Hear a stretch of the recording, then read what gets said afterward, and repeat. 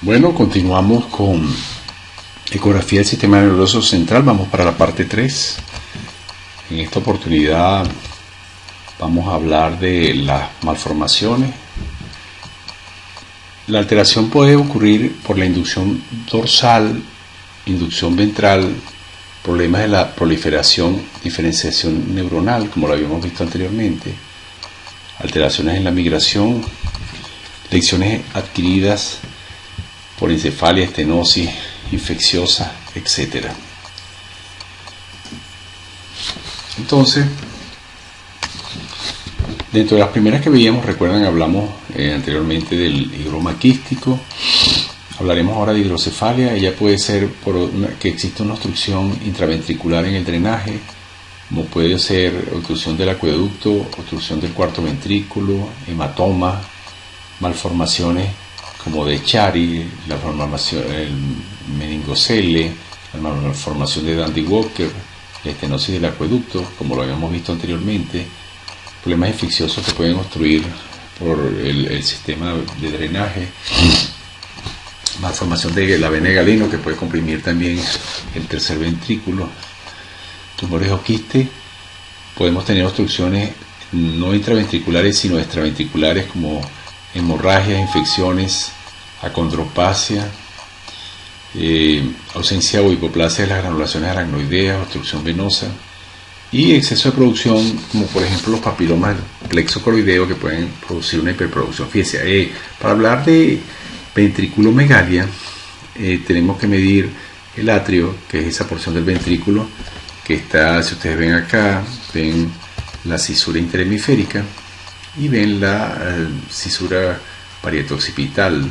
En ese nivel es donde se mide el atrio, colocando el brazo de la cruz en la parte interna de la pared ventricular del ventrículo lateral. Entonces, hablamos de ventriculomegalia cuando mide más de 10 milímetros. Eso se conserva a lo largo de todo el embarazo. Podemos tener ventriculomegalias leves, como esta, cuya medida es entre 10 a 15 milímetros, y ventriculomegalias graves, cuya medida es mayor de 15 milímetros. Hay otras gradaciones como leve, moderada y grave. Leve de 10 a 12, moderada de 13 a 15 y grave más de 15.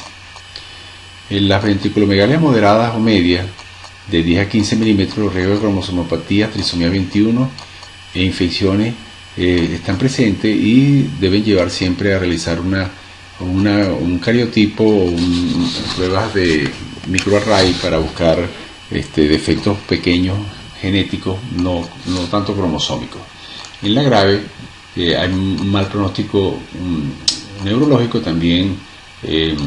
Deberíamos nosotros, hay un riesgo de muerte, retraso asociados a otras malformaciones del sistema nervioso central también. ¿Ok?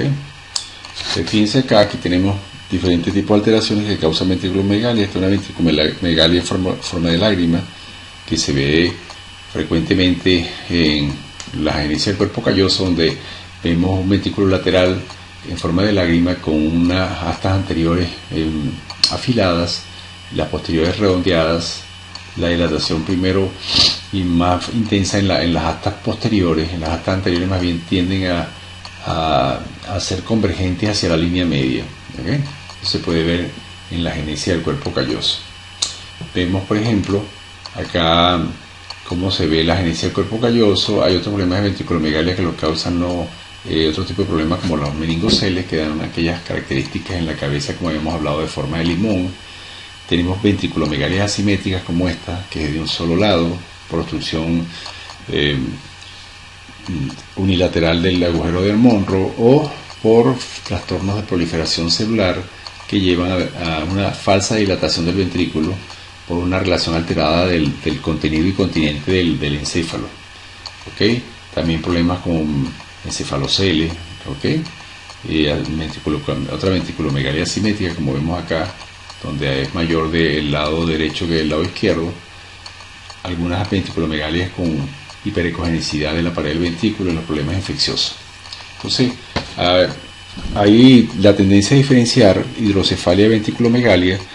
En la hidrocefalia se dice que es cuando hay aumento de presión intracraneal, que se puede corroborar por alteraciones de la resistencia de la arteria cerebral media. ¿Okay? Entonces, recuerden lo que se llama colpocefalia, que es una ventriculomegalia en forma de lágrima asociada con agenesia del cuerpo calloso y del cavum del septum pelúcido. También puede verse en otras malformaciones, como en la malformación de Chiari. Fíjense acá, la agenesia del cuerpo calloso, donde las cisuras caen en forma vertical sobre el tercer ventrículo. ¿Lo ven? Aquí está el tercer ventrículo y las cisuras caen en forma transversal, mientras que en un cuerpo calloso normal, que se ve como una orejita, la ven acá invertida. Esta zona que está acá rodeando al tercer ventrículo, los cavum, las cisuras son más bien con una disposición horizontal. No se nota mucho porque esto es un feto pequeño y las cisuras no están desarrolladas en los fetos tempranos. ¿Entendido? Ok. Dos tipos de ventriculomegalia, leve y severa. ¿Ok? Y la hidrocefalia la podemos tener leve, pero claro, hay un tipo de hidrocefalia severa que en donde lo único que está dividido, lo único que existe es la cisura interhemisférica, el parénquima ha desaparecido todo, son grados donde no hay nada de parénquima cerebral, y el pronóstico acá, esto se llama hidranencefalia, y el pronóstico acá es mortal. Entonces, dentro de los otros tipos de problemas que vamos a tener los problemas de errores de inducción ventral. Tenemos la malformación de Dandy-Walker, como lo habíamos hablado, de acuerdo a la etiología. Dentro de los problemas de inducción ventral tenemos la malformación de Dandy-Walker y la holoprosencefalia. Dentro de los problemas de la fosa posterior, de problemas de inducción, como hablábamos, tenemos la malformación de Dandy-Walker, el quiste de Blay, la megacisterna magna, el quiste aracnoideo, que todas van a tener en común un aumento de diámetro de la cisterna magna, pero con diferente etiología. Otras que pueden causar agrandamiento de la cisterna magna sería la hipoplasia cerebelosa y la rombocefalosinaxis. Para poder hacer diagnóstico de fosa posterior se tienen que hacer dos cortes al menos, el corte transversal, y para poder hacer diagnóstico de alteración de la fosa posterior habría que hacer un corte sagital, porque tenemos que ver la relación que existe entre lo que son los ventrículos, el tallo cerebral que está acá, recuerden, con el diámetro y posición del vermis cerebeloso en relación con el tallo cerebral, si hay alguna angulación y si el tamaño del vermis está disminuido o no. Todos esos problemas que decía van a tener un aumento de la cisterna magna. ¿Okay? Entonces, por eso mucha gente le dice a eso esas malformaciones, los quistes en la fosa posterior, pero realmente no todos son quistes. ¿Okay? Entonces tenemos, por ejemplo, el quiste de Blay. El quiste de Blay no es que haya una ausencia de vermis, sino que hay una falta de desaparición o de perforación del agujero medio, que es el de Magendie, y se forma un quiste allí que va a levantar el ángulo que existe entre el tallo cerebral y el vermis cerebeloso, pero ese ángulo va a ser menor de 35 grados. Vamos a tener una forma en forma de reloj de arena, como lo vemos acá. Acá tenemos la megacisterna magna, donde ustedes ven que esto que parece una guitarrita acá, que es el vermis, no está levantado, está prácticamente fusionado al tallo. Entonces aquí lo único que está aumentado es la cisterna magna. Eso es un cuadro que no tiene ninguna connotación de importancia y se puede hacer seguimiento clínico, y por lo general el desarrollo neurológico es normal. La hipoplasia del vermis cerebeloso, uno debería medirlo. Fíjense que en el quiste de Blay, si ustedes comparan los dos vermis, este vermis tiene una altura normal, si uno lo ve, este es un vermis pequeño, porque vamos a tener también un transverso del cerebeloso pequeño. Cuando uno ve un transverso del cerebeloso pequeño, ve una megacisterna aumentada como en relación con el cuarto ventrículo, y un ángulo que está levantado, ¿de acuerdo?, pero que es menor de 45 grados, y con un cerebelo de disminución de altura y de transverso. En el diámetro transversal vamos a hablar de hipoplasia. El otro problema que vamos a tener es la malformación de Dandy-Walker, donde existe una comunicación franca entre el cuarto ventrículo y la cisterna magna, y vamos a tener, fíjense, una hipoplasia del vermis cerebeloso también podemos tener una hipoplasia del cerebelo. Hay una comunicación franca, la cual no existe en la hipoplasia del vermis aislada, sino y entre el cuarto y la cisterna magna, y la altura del vermis está disminuida y el ángulo con que se levanta el vermis en relación con el tallo cerebral es mayor de 45 milímetros. ¿Okay? Tenemos la hipoplasia cerebelosa aislada, ¿okay? Donde los pedúnculos cerebelosos están abiertos, en vez de estar en forma de flecha como se ven acá, se ven como cuadrados, paralelos. Y tenemos el quiste de la fosa posterior, que son quistes de aracnoideos, de los cuales uno va a ver, no ve como se ve en la megacisterna magna, que ve toda la cisterna dilatada, sino que la ve asimétrica. Algunos le dicen el signo de la U asimétrica, porque la vamos a ver aumentada en uno de los lados, en el lado derecho. Fíjense, aquí está normal y está aumentada en un solo lado, entonces eso nos hace sospechar que eso es un quiste de aracnoideo de la fosa posterior. Fíjense, la malformación de Dandy-Walker, donde el ángulo es más de 45 grados con la hipoplasia cerebelosa. Este es el tallo cerebral y este es la tienda del cerebelo. Casi que se forma entre el tallo y la tienda un ángulo casi mayor de 45 grados, puede llegar a ser incluso mucho mayor. Vemos la comunicación entre la cisterna magna y el cuarto ventrículo y vimos la hipoplasia del vermis cerebeloso o agenesia del mismo. ¿Okay? Entonces los hallazgos ecográficos en la malformación de Dandy-Walker: una cisterna magna aumentada de tamaño mayor de 10 milímetros, un cuarto ventrículo agrandado, esto es en el caso de la malformación de Dandy-Walker propiamente dicha, que conecta con la cisterna magna, un vermis cerebeloso que puede estar hipoplásico, los hemisferios cerebelosos hipoplásicos desplazados lateralmente por el cuarto ventrículo agrandado, un tronco cerebral pequeño, una hidrocefalia de ventrículos. En el 80% de los casos podría ocurrir una obstrucción por encima y por debajo del cuarto ventrículo. Ausencia de cuerpo calloso podría estar en el 70% de los casos. Este es el otro caso, que es la megacisterna magna, donde uno no va a ver, fíjense, recuerden todo lo que veíamos acá, que tenemos el cuerpo calloso, el cavum del septum, el tercer ventrículo, el acueducto, el cuarto, y esto que está acá es el vermis cerebeloso, que si uno lo ve, se ve normal. Hay medidas para medir altura, hay 3 cisuras que están acá, que aquí se ven, y uno no va a ver que haya comunicación entre la cisterna magna y el cuarto ventrículo. Entonces, cuando uno ve una elevación o una angulación entre el tallo y el cerebelo, y lo que está aumentado solamente es la cisterna magna y la tienda del cerebelo está normal, eso es una megacisterna magna y eso no tiene ninguna connotación, por lo general no tiene connotación clínica importante.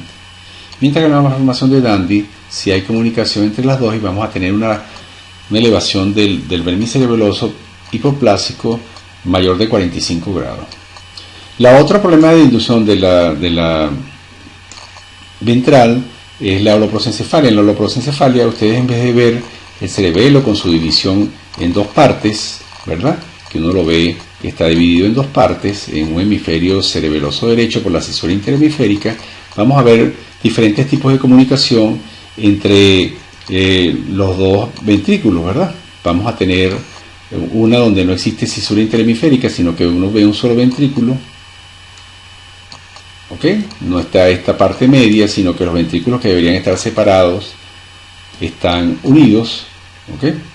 Y incluso las cisuras que van a ver son primitivas, y hay uno que es parcial, donde ustedes van a ver que está dividido solamente en la parte posterior, y en la parte anterior está formándose un solo ventrículo, que es estos son dos tipos de holoprosencefalia, la alobar y la holoprosencefalia lobar.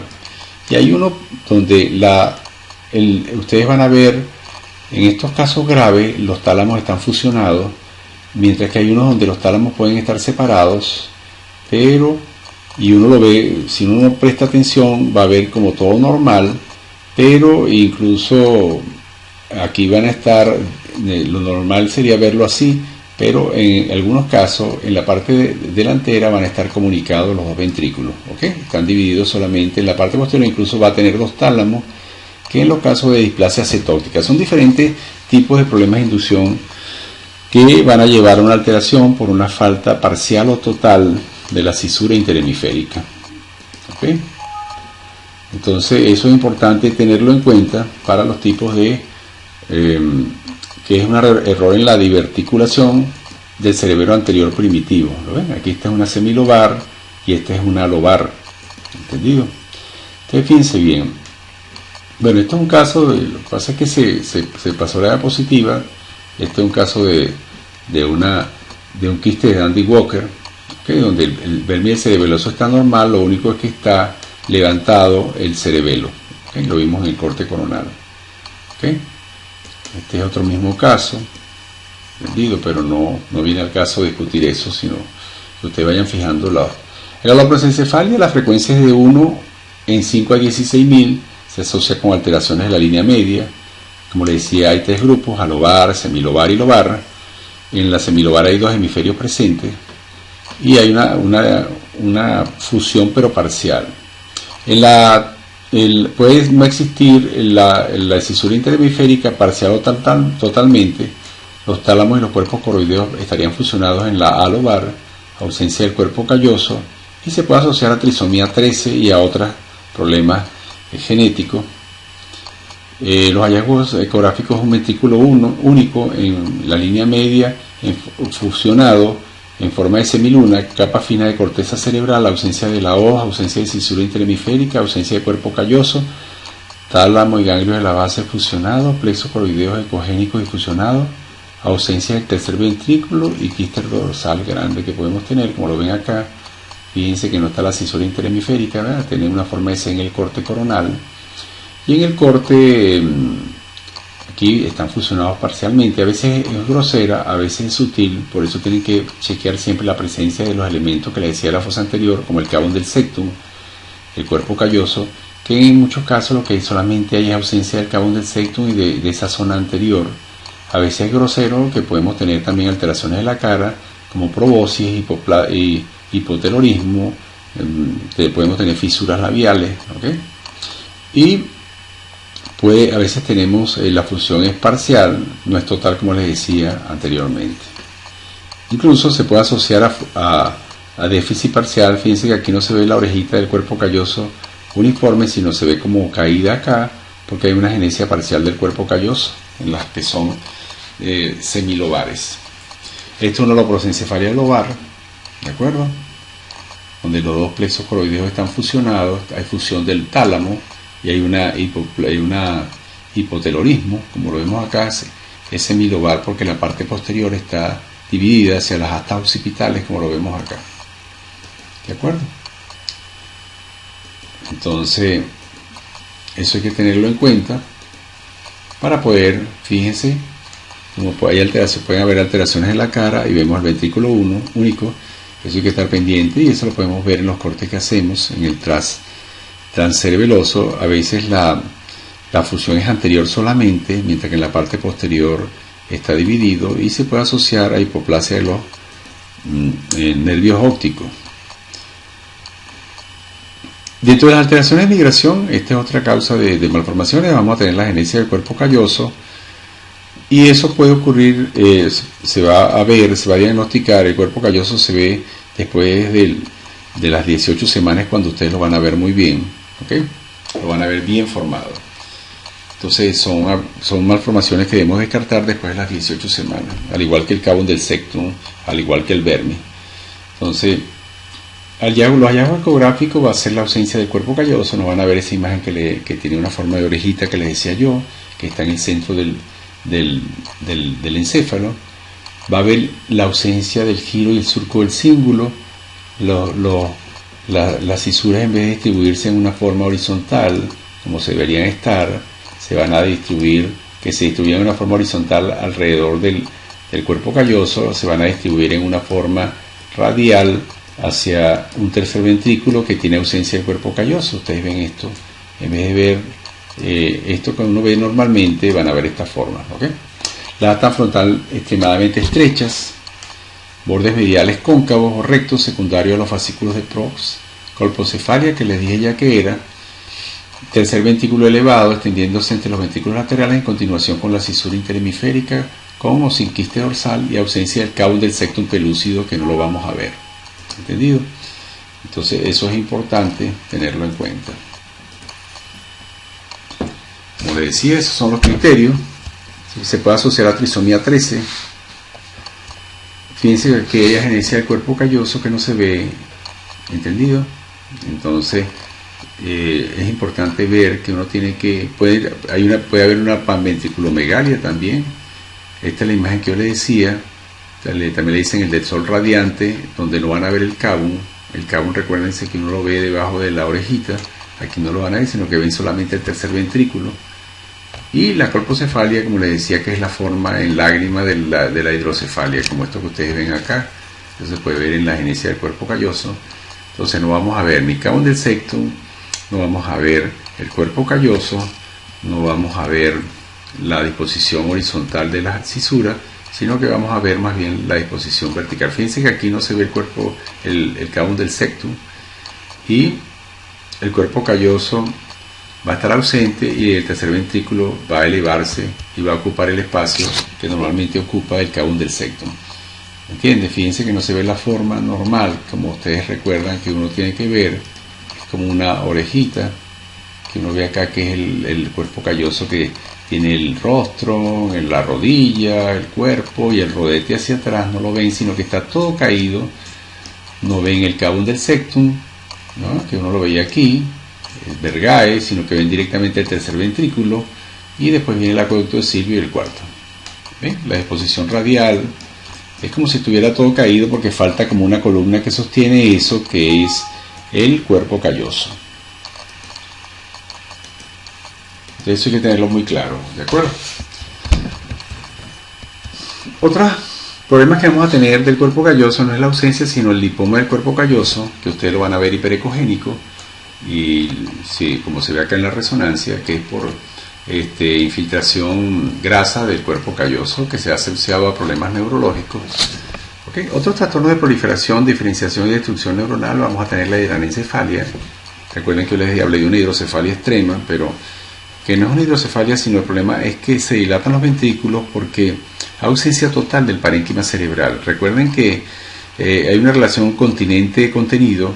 El continente es el parénquima cerebral, que si está ausente, eso va a ser ocupado totalmente por líquido, y vamos a ver esas cabezas inmensas que a veces llegan, que son incompatibles con la vida, que para producir el parto, porque sabemos que no va a sobrevivir, tenemos que hacer un drenaje de todo ese líquido del polo cefálico, que a veces puede tener 50, 60 centímetros de diámetro, para poder producir el parto. La esquisencefalia es un cuadro de un trastorno también de proliferación, en el cual vamos a tener, normalmente nosotros vamos a tener un encéfalo que va a estar dividido en dos partes por la cisura interhemisférica. Vamos a tener dos ventrículos, ¿de acuerdo? Y el líquido cefalorraquídeo va a estar en esos cortes que vemos en dos partes. Una parte del líquido está dentro del ventrículo, y la otra parte está en el espacio subaracnoideo, que es el espacio que está por fuera de lo que es propiamente el tejido cerebral. ¿Okay? Entonces, esa es la ubicación del líquido cefalorraquídeo. Eso se denomina, donde están los ventrículos, se denomina espacio intraaxial, y el espacio subaracnoideo se denomina espacio extraaxial. Muchas veces vemos nuestro ventrículo, pero le vemos una forma así como de corchete, y lo vemos, eso llama la atención. Hay que tener es el signo radiológico que se ve, mientras que del otro lado se ve normal. Cuando uno ve ese signo así, una pequeña incisura en la pared lateral del ventrículo, tiene que ver, cuando hace uno la resonancia puede ver que hay como una pequeña fístula que puede comunicar el espacio intraaxial con el espacio extraaxial.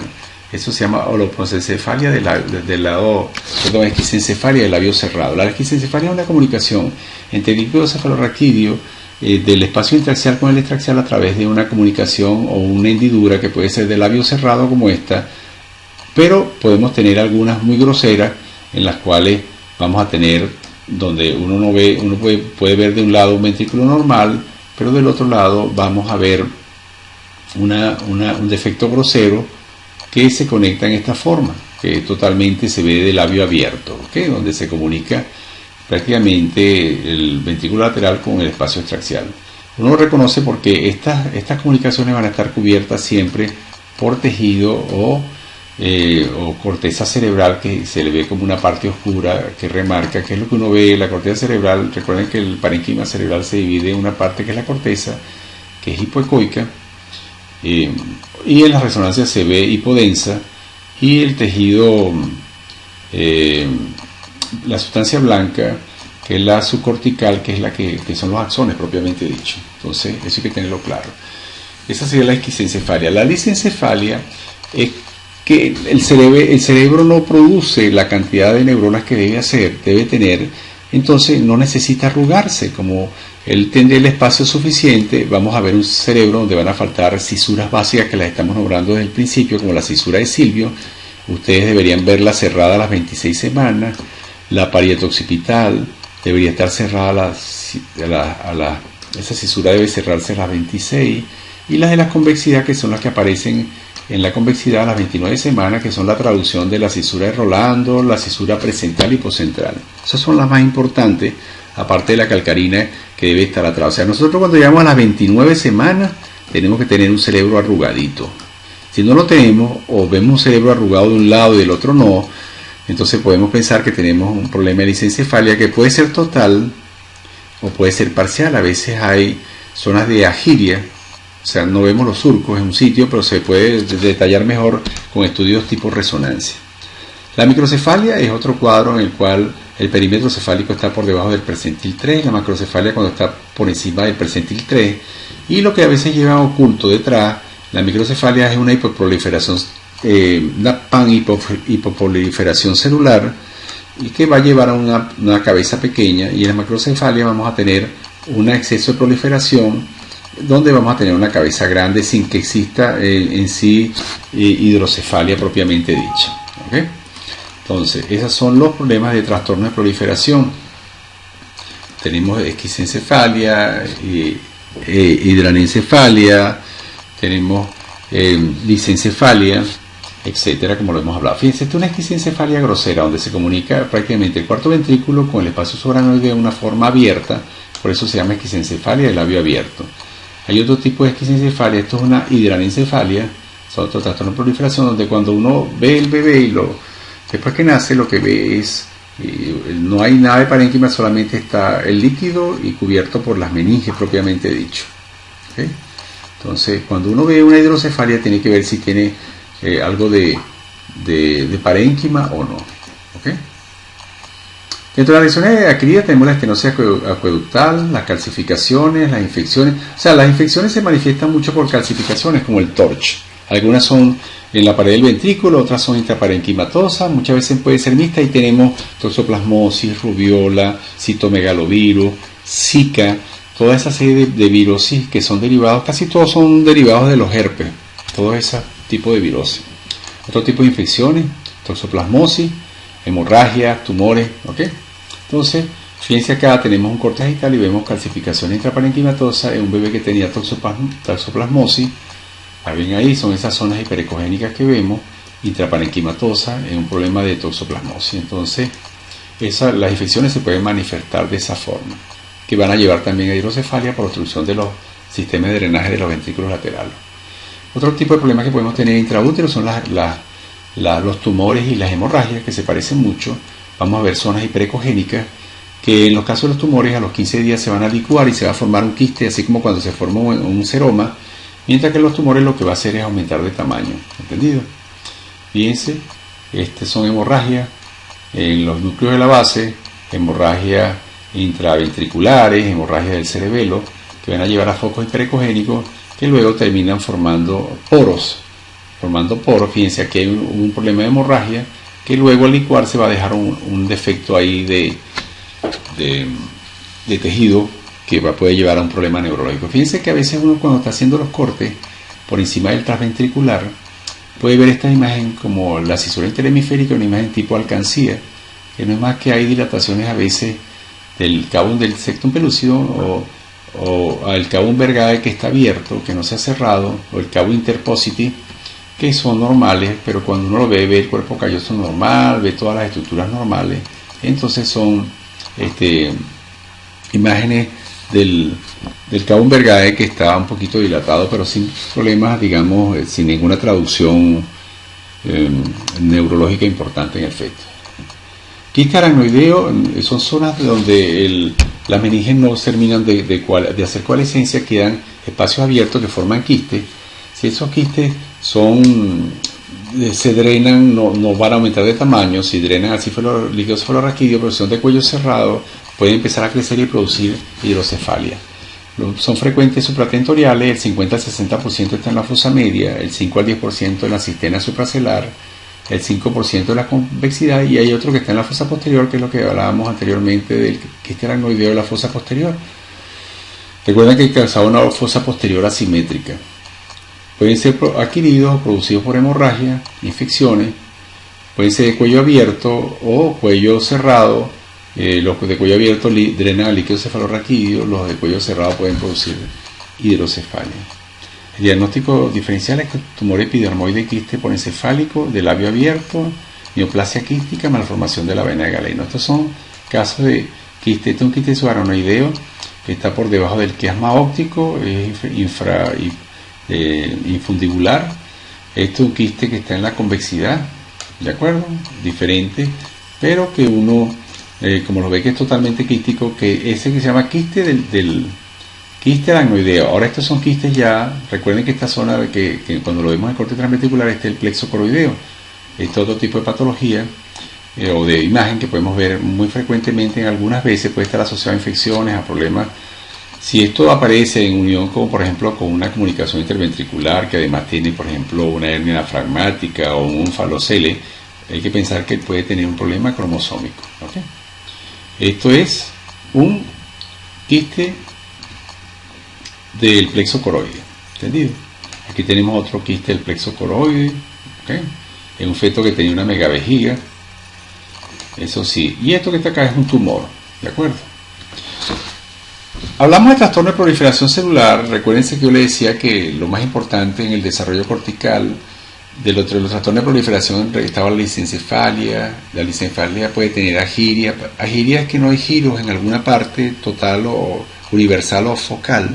A veces lo tenemos en el lóbulo temporal y uno dice, cónchale, ahí no está el cerebro arrugadito, ahí está liso. Paquigiria o polimicrogiria es exceso de giro. Si hay una agiria total, que quiere decir un trastorno de hipoproliferación, va a llevar a una microcefalia, mientras que una polimicrogiria, que es un exceso de proliferación, llevaría a una macrocefalia. ¿De acuerdo? Eso es lo que uno a veces podría ver, ¿de acuerdo? Pero eso se tiene que ver, tiene relación con las cisuras que van apareciendo. Fíjense que hay una cisura que se llama parietoxifisal, que aparece a las 16 semanas. Ellas aparecen y como el cerebro no ha crecido, no ha hecho coalescencia, entonces vamos a ver espacio, por ejemplo, entre el lóbulo frontal y el temporal. Entonces se llaman los opérculos, que cuando se enfrentan y cierran, la fisura que tenía a veces forma, por ejemplo, del signo de pi, llega a ser una línea completa. Entonces a las 29 semanas tiene que esta fisura estar haciendo coalescencia, los opérculos tienen que estar cerrados, y si no están cerrados a esa edad uno puede pensar que hay un problema de proliferación. Entonces hay que aprender a ver la fisura parietooccipital. La pueden ver en el corte coronal, también la pueden ver en los otros cortes. La cisura calcarina, que se ve muy bien en el corte coronal, que esa está en el lóbulo occipital. La cisura del cíngulo, que se ve muy bien, es en el corte sagital. Es una cisura que está sobre el cuerpo calloso en una forma horizontal. Y los surcos de la convexidad, que son los surcos que determinan la cisura de Silvio Orlando. Aquí los vemos, entonces fíjense, esto es una cisura, la cisura de Silvio. Esto es un corte coronal donde vemos los ventrículos, el mismo transventricular. Eso se ve, ahí vamos a ver la cisura de Silvio y vamos a ver también la pared occipital, que recuerden que es como la flechita que nos indica dónde vamos a medir el líquido cefalorraquídeo, ¿de acuerdo? Fíjense que así se ve la pared occipital en el transversal y así se puede ver en el corte sagital. ¿La ven acá? Esta es una pared occipital que ya está cerrada y esta es una pared occipital que tiene forma de rombo y está abierta. Esas cisuras aparecen entre las 20 y 23 semanas. La calcarina la vamos a ver muy bien. Fíjense que esto no es un corte ni sagital ni transversal, esto es un corte coronal. Este es el asta occipital y esta que vemos acá, vemos el cerebelo, pero en un corte coronal.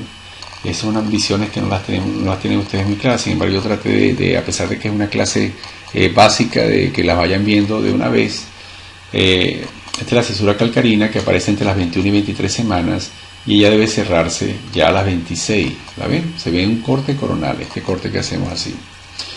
Vamos a tener también la cisura del cíngulo, que es la que yo le decía que se ve en el corte sagital, que está por encima de la cisura pericallosa, que es esta que está acá. Fíjense que esto es el giro pericalloso, el giro o circunvolución, y la cisura es la que está ubicada entre la cisura del cíngulo y la cisura pericallosa. Entonces este es el giro del cíngulo, ¿de acuerdo? Que lo podemos ver también en este corte coronal, como se los expliqué anteriormente. Fíjense aquí estas señales de la convexidad, la del centro de la cisura de Rolando, el giro que está por delante es precentral y el que está posterior es postcentral. Eso lo vemos a las 28-29 semanas. O sea que nosotros vamos a ver todos esos giros completos. Es a las 29 semanas vamos a ver tanto la cisura de Silvio, ¿de acuerdo? Como vamos a ver la cisura calcarina, ¿de acuerdo? Y vamos a ver también cómo ella se va cerrando. Estos son los opérculos que al finalizar vamos a tener totalmente cerrado esa cisura. Fíjense que aquí ya cuando uno no ve las cisuras, entonces tiene que pensar que puede haber una lisencefalia. Entonces no es normal a las 29 semanas ver ausencia de esas cisuras que veíamos acá, como por ejemplo la del cíngulo, ¿entendido? Y las lisencefalias pueden ser de varios tipos. Tipo 1, como por ejemplo esta, donde usted a cierta edad no ve la cisura de Silvio, por ejemplo, ve el cerebro muy liso. Esto es normal verlo a las 18 semanas, pero usted no puede ver un cerebro liso hacia las 29 semanas. Los diagnósticos los termina haciendo a las 29 semanas. Problemas como Dandy Walker, lo ven acá, comunicación entre cuarto ventrículo y cisterna magna, pueden asociarse a tipos de lisencefalia. Entonces, cuando hay lisencefalia tienen que hacer cariotipo, y más que cariotipo tienen que hacer array, porque de lecciones sobre todo. Vamos a tener muchos problemas genéticos y vamos a tener que hacer cariotipo y vamos a tener que hacer microarreglo. Hay de varios tipos, algunas que se asocian con elevación o con malformación de Dandy Walker, otras que se asocian con encefaloceles, más bien, como esta, y podemos tener hallazgos craneales y extracraneales asociados con Walker, por eso también se llama Walker-Walburn síndrome, etc. Es poco complicado, no vamos a entrar a lo que me interesa mucho, es que aprendan a ver las cisuras, cuándo aparecen y cuándo desaparecen. Aquí está el resumen. Aparece a las 16 semanas la cisura de Silvio, la pared occipital también, ¿ok? La calcarina aparece a las 16, la del cíngulo aparece a las 18, el surco central aparece a las 20 y la de la convexidad a las 20-25. Siempre tienen que estar presentes, siempre a las 28-29. Este es cuando tiene que estar presente. La de Silvio debe estar siempre presente a las 22-23, igual que la cisura pared occipital, igual que la calcarina, que debe estar a las 26-27. Y las de la convexidad que tienen que estar a las 28-29. Entonces, las indicaciones de una neurosonografía detallada: tenemos antecedente familiar de malformaciones, anomalías o sospecha de anomalías del sistema nervioso central, sospecha de infección fetal por citomegalovirus, siempre hay que revisar muy bien el cerebro, toxoplasma, rubiola, zika, varicela, crecimiento intrauterino retardado, menos del P3, malformaciones extracraneales, anomalías faciales, cardiopatías, ductodependientes, rhabdomiomas cardíacos, se asocian con esclerosis tuberosa y vamos a ver problemas, una cosa que se llama ectopia, que vamos a ver a veces focos de sustancia gris que nunca deben estar. La sustancia gris se forma en la pared del ventrículo lateral, pero no debe estar después de cierta semana del embarazo, no debe haber focos de sustancia gris en la pared del ventrículo. Patología hematológica fetal, anemia moderada y severa y trombocitopenia, ¿de acuerdo? Situación de riesgo hipóxico isquémico, sobre todo aquellos fetos que tienen preeclampsia y todo ese tipo de problemas. Complicaciones de la gestación monocorial, que a veces vamos a tener la transfusión feto-fetal, donde hay un feto con restricción de crecimiento uterino selectivo, o muerte de uno de los gemelos, consumo de tóxicos, alcohol, y cuando se ha tomado eso que se usa para el acné, que son los retinoides, ¿de acuerdo? Betacaroteno, ese tipo de problemas, de medicamentos que usan para el acné. Las indicaciones de la resonancia magnética se deben hacer siempre por encima de las 28 semanas, que ya está consolidado el cerebro, ventriculomegalia mayor de 15, o alteración del corte tetracameral, detección de astas anteriores de los ventrículos laterales fusionadas, retraso de la maduración cortical, infección fetal confirmada por ADN de líquido amniótico, ejemplo toxoplasmosis, episodios de hipoxia aguda, esquisencefalia, hemorragia intracraneal, radiomioma cardíaco, esclerosis tuberosa. ¿Ok? Diagnóstico ecográfico de tumoraciones intracraneales, esquistocefalia, hemorragia intracraneal, diagnóstico ecográfico de tumoraciones intracraneales, radiomiomas, etc. ¿Ok? Se consideran opciones opcionales en los casos de neurosonografía no sea concluyente para descartar anomalías, por ejemplo, cuando tenemos oligoaños que nos dificultan mucho la exploración, la presentación podálica o un índice de masa corporal mayor de 40. La resonancia magnética es una herramienta diagnóstica que en determinada situación aporta información complementaria de gran valor clínico, al igual que la ecografía presenta ciertas ventajas, que vamos a evitar el problema de la obesidad. No se debe hacer un screening con resonancia antes de las 18 semanas de gestación. El planteamiento razonable actual es que tanto la ecografía como la resonancia son complementarias y se deben utilizar una u otra de forma preferente o combinada de acuerdo a la situación clínica. Muchas gracias. Con esto hemos finalizado.